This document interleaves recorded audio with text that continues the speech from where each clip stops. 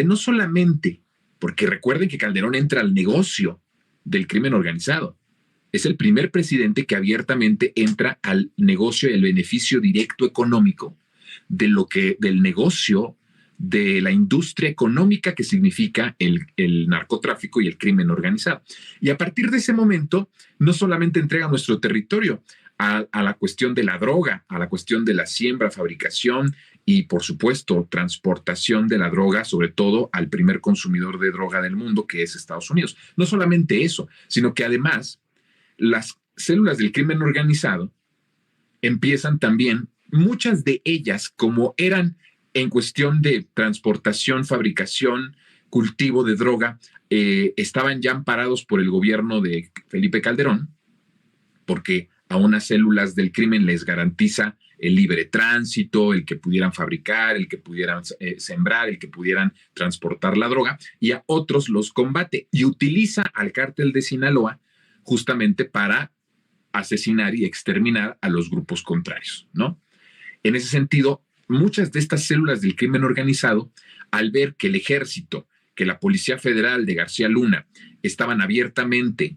apoyando a un cártel de la droga, entonces empieza a diversificar la cartera delincuencial. Empiezan a decir, bueno, si ya el Estado no me deja transportar, no me deja fabricar, no me deja sembrar mi droga, entonces lo que voy a hacer es, pues, extorsionar, es secuestrar y una serie de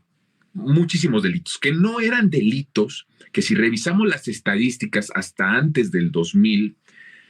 y digo antes del 2000 porque recordemos que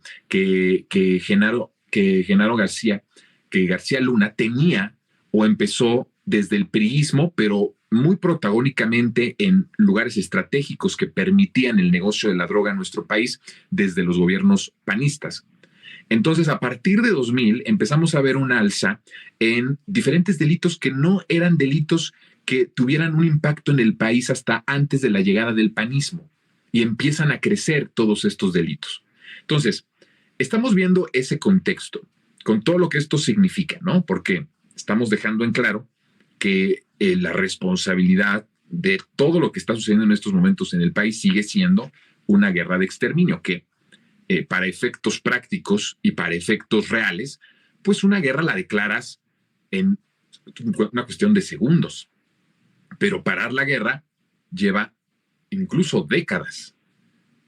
Estamos hablando de mucho tiempo. Para parar una guerra con estas magnitudes, en donde se entrelazan autoridades municipales, estatales, federales, poder judicial, jueces, ministerios públicos, me estoy dando a entender todo lo enraizado que está el negocio del crimen organizado a partir de los gobiernos panistas y específicamente del de Calderón. Para cambiar toda esa estructura y cambiar toda esa lógica, pues se necesitan mucho tiempo, se necesita muchísimos años. Por eso es importante decir y seguir diciendo y seguir defendiendo la estrategia de seguridad, la estrategia de pacificación del país, porque con todo y estos elementos de los que estoy hablando, tenemos cifras muy esperanzadoras. Pero a ver, centrémonos